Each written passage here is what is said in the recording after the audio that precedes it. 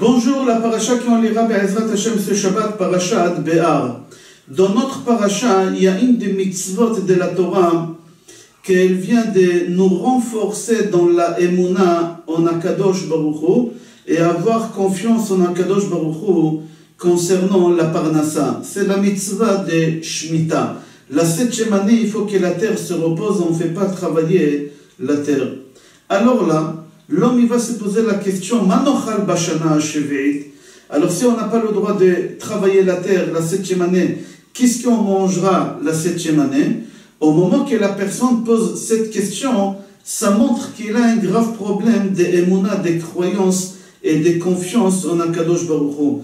Ça montre qu'il a un problème. Pourquoi? Parce que cette question, tu ne l'as pas posée pendant la 4e année, pendant la 5e année, quand tu as labouré, quand tu as travaillé la terre. Tu poses la question uniquement sur la 7e année, au moment que tu n'as pas le droit de travailler la terre. D'après ta question, on comprend de toi que toi tu crois que c'est toi qui as labouré la terre, c'est toi qui tu as récolté, c'est toi qui tu ramènes la parnassa à la maison, c'est toi qui tu fais tout. Et sans toi, il n'y aura rien de tout. Et là, d'après ta question, ça se voit que tu as oublié ce qui est marqué dans le Tehillim, Ata noten lahem et ochlam be'ito, poteach et yadecho masvi'a lechol chay ratzon. C'est-à-dire quoi? Ata noten lahem et ochlam be'ito, là-bas la Gemara dit, c'est que Akadosh Baruch Hu qui donne la parnassa à l'homme et aux animaux et à tous ceux qui ont besoin ici dans ce monde-ci. Personne, il ramène la parnassa de lui-même, c'est que Akadosh Baruch Hu. Et si tu as oublié cette chose que c'est Akadosh Baruch Hu qui donne la parnassa, alors tu as posé la question, Manochal Bashana Shevi'it, qu'est-ce qu'on mangera la 7e année? Tu as posé la question parce que tu fais partie des petits Ktané Amana, des petits croyants. Tu deviens un petit croyant. Pourquoi tu poses la question? Si tu fais confiance que c'est Akadosh Baruch Hu qui donne la parnassa, il n'y a pas de questions à poser.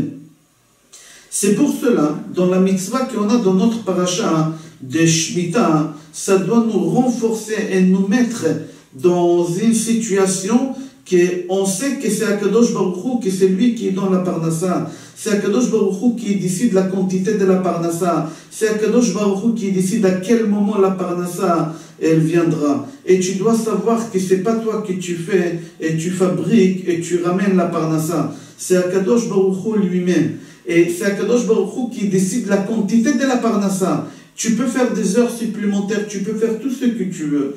Qu'est-ce qu'Akadosh Baruch Hu il a décidé? La quantité, le chiffre d'affaires, tu le feras comme lui il a décidé, tu ne pourras pas faire ni plus ni moins.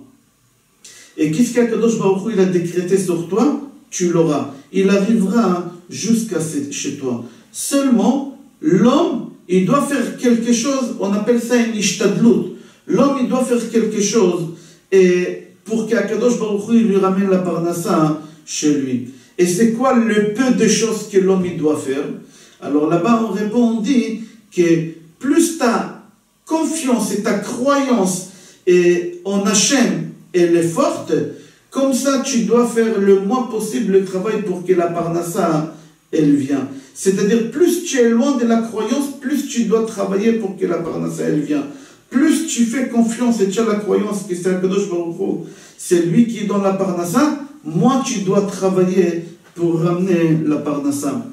Les élèves de Al-Shich Akadosh, ils ont entendu que dans un cours, il a dit que d'après lui, c'est lui qui fait confiance à Hachem, que c'est lui qui est dans la parnassa, il peut rester chez lui à la maison sans rien faire et la parnassa elle viendra chez lui. Les élèves ils étaient étonnés, ils ont dit Rav, toujours nous on a appris que l'homme il doit faire une ishtadlut, l'homme il doit faire quelque chose.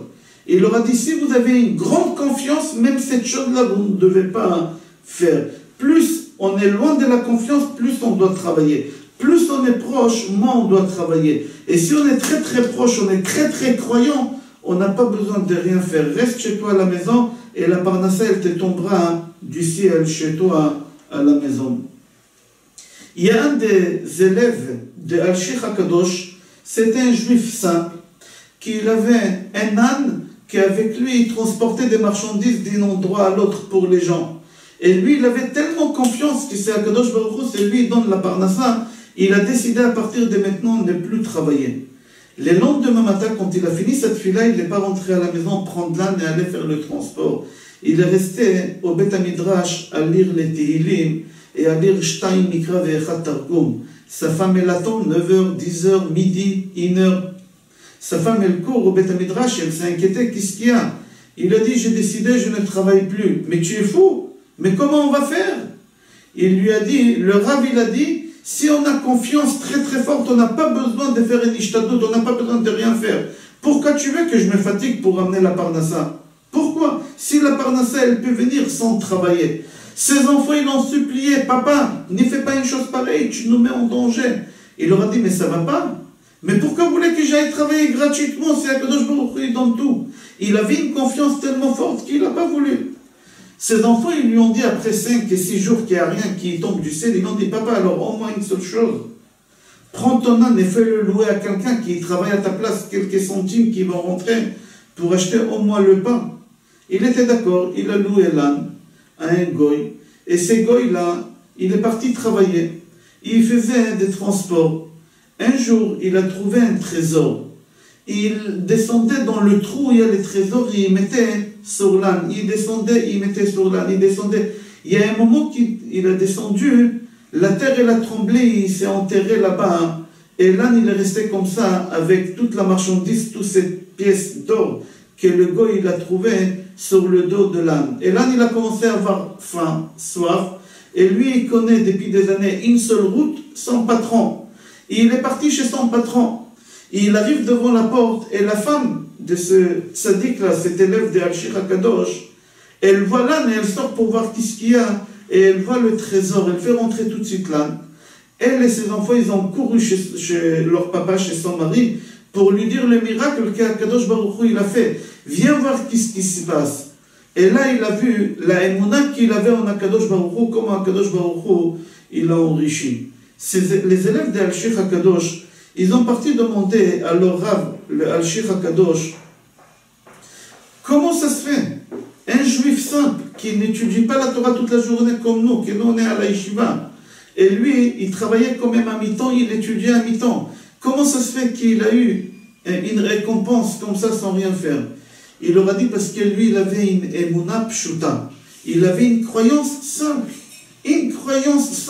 sans se poser des questions. Le Rav, il a dit que c'est Akadosh Baruch Hu qui donne la parnassa, c'est lui qui donne la parnassa, sans aucune vis, sans rien du tout. C'est Akadosh Baruch Hu, un point, c'est tout. Et pour moi, ça doit être comme ça et c'est comme ça. Et c'est pour ça qu'Akadosh Baruch Hu, il lui a donné ces trésors. Il avait un bitachon, une emuna, une croyance, une confiance simple. Que la parnassa et tous les besoins qu'il aura besoin, lui, sa femme et ses enfants, ça viendra directement de Akadosh Baruch Hu. Et qu'il n'a pas besoin ni de faire des heures supplémentaires, ni de travailler trop de jours. Qu'est-ce qu'Akadosh Baruch Hu il a décidé? Il aura jusqu'à chez lui, à la maison. Ni plus ni moins. Comme ça, il s'est dit. Le Pnei Yehoshua, il ramène une Gemara Brachot, page Dalet Amud Bet. Là-bas, la Gemara dit concernant le Tehillim, Tehila le David Aromimcha, le Ashresh Bebetecha. Là-bas, il y a un pasuk qui dit Tehila le David. Là-bas, la Gemara dit tout celui qui dit 3 fois Tehila, Ashresh Bebetecha, Tehila le David, c'est lui qui le dit 3 fois par jour, Arehu ben ha'olam haba. C'est sûr et certain qu'il aura le monde futur. C'est quoi le monde futur? J'ai expliqué plusieurs fois. Ici, ce monde-ci, il y a le paradis et l'enfer, c'est là-bas où on a les récompenses et la punition. Et le monde futur, c'est après le Gan Eden et Ginam, c'est la résurrection des morts. Le Rambam, il explique que c'est le monde ici, Olam Kemin Hago Noeg, mais à la prochaine fois, Olam Haba, pas Haba, la prochaine fois, après la résurrection des morts. Alors c'est lui qui il dit 3 fois par jour, Tehila le David Aromimcha, Elokai HaMelech, 3 fois par jour, il va ressusciter. Après la récompense et la punition, après l'enfer et le paradis, il y a le monde futur, qui est ce monde-ci, il va ressusciter. Alors on pose la question, mais c'est très simple, avoir un billet comme ça, pour pouvoir ressusciter, seulement on dit 3 fois par jour, Tehila le David Aromimcha Elokai HaMelech. et c'est tout. On aura le monde futur sans problème. Le Pnei Yoshua, il répond non, non, non, c'est pas ça. C'est trop simple. Il dit dans le chapitre des Tehillah le David Aronimcha, il y a là-bas la bracha, il y a la prière de la Parnassa. Là-bas c'est marqué Poteach et yadecha umasvi'a lechol chai ratzon. C'est-à-dire, si tu dis ça 3 fois, Poteach et yadecha umasvi'a lechol chai ratzon, avec une confiance et avec une croyance absolue que c'est Akadosh Baruch Hu, c'est lui qui donne la Parnassa et personne d'autre donne la Parnassa, et vraiment tu t'es investi dans l'étude de la Torah, alors là, Akadosh Baruch Hu, il va te donner ses billets pour le monde futur.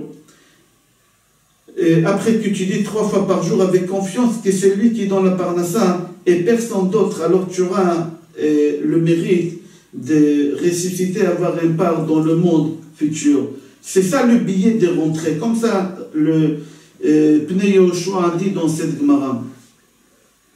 Il y a un livre qui s'appelle Asara Nisyonot. Là-bas, on raconte une histoire sur le Gris, Agaon Rabbi Israël Salanter. Rabbi Israël Salanter, un jour, il a dit dans sa yeshiva, c'est lui qui fait confiance à Kadosh Baruch Hu, que c'est lui qui donne la Parnassa. Akadosh Baruch Hu, il va faire en sorte qu'il aura la Parnassa facilement. Et c'est lui qui fait confiance en Akadosh Baruch Hu, qu'il aura quelque chose, cette chose, il l'aura sans trop se fatiguer. Il y a un des élèves qui était simple. Il a dit, monsieur le rabbin, si c'est comme ça, alors il y a le gros lot qui va venir, j'aurais voulu jouer, et j'ai fait confiance à Hachem, une confiance absolue, sans aucun doute, que je gagnerai ce billet, ce sera le billet gagnant. Rabbi Israël Salanter, il a dit, il n'y a aucun problème, va jouer, si tu fais vraiment confiance, tu l'auras. Il est parti, il a joué, mais à l'époque, ce n'était pas comme maintenant, le mercredi ou samedi, je ne connais pas les jours de loterie, c'était une fois par mois. Et lui, il a acheté ce billet-là, et il a mis dans son talit. Tous les matins, quand il finissait sa prière, il prenait son billet et il disait à voix haute, je fais confiance à Hachem, que mon ticket, c'est le ticket gagnant, je gagnerai, je fais confiance absolue à Hachem, sans aucun doute que c'est moi le gagnant, c'est ce billet le gagnant, tous les jours comme ça. Pendant 25 jours, il a fait ça. Le gros lot, on va dire, c'était à l'époque, on va dire, 1 million d'euros. On va dire 1 million d'euros. C'était des roubles, on va parler en euros. 1 million d'euros. Au 26e jour, Rabbi Israël Salanter, il appelle un élève, et il lui dit, prends un billet de 500 000 euros. Pas 1 million d'euros, 500 000 euros. Va chez celui-là qui tous les jours il prend son billet, et il dit, j'ai confiance en Hachem absolu que je vais gagner le 1 million. J'ai confiance. Fais-lui une proposition de lui racheter le billet à 500 000. Et viens me voir après. L'élève, il prend ses chèques de 500 000 euros, et au moment qu'il son ami le matin, il dit, j'ai confiance en Hachem, une confiance absolue, que je vais gagner les 1 million. L'élève, il lui dit, dis-moi, regarde, j'ai un chèque, cash, 500 000 euros. En échange, le bonhomme, tout de suite, il a dit, attends, ici, j'ai 500 000 tout de suite dans la main. Mon billet gagnant, c'est pas sûr, après tout, que je gagnerai les 1 million. Alors, je vais faire l'échange. Et ils ont fait l'échange. Au moment qu'ils ont fait l'échange, Rabbi Israël Salanter, il a dit, si tu avais vraiment une confiance absolue, tu n'aurais pas laissé tomber comme ça 500 000. Des fois, on se ment à soi-même. On dit, on a confiance, on fait confiance absolue. Mais c'est faux, on se ment à nous-mêmes. Pour avoir confiance absolue, il n'y a rien au monde qui peut nous faire changer d'avis ou changer d'idée, que c'est Akadosh Baruch Hu qui nous donne la Parnassa. Et c'est ça qu'est-ce que la Torah, la paracha de cette semaine, elle veut nous enseigner, elle veut nous apprendre qu'on doit avoir confiance en Akadosh Baruch Hu, que c'est lui qui nous nourrit tout le temps.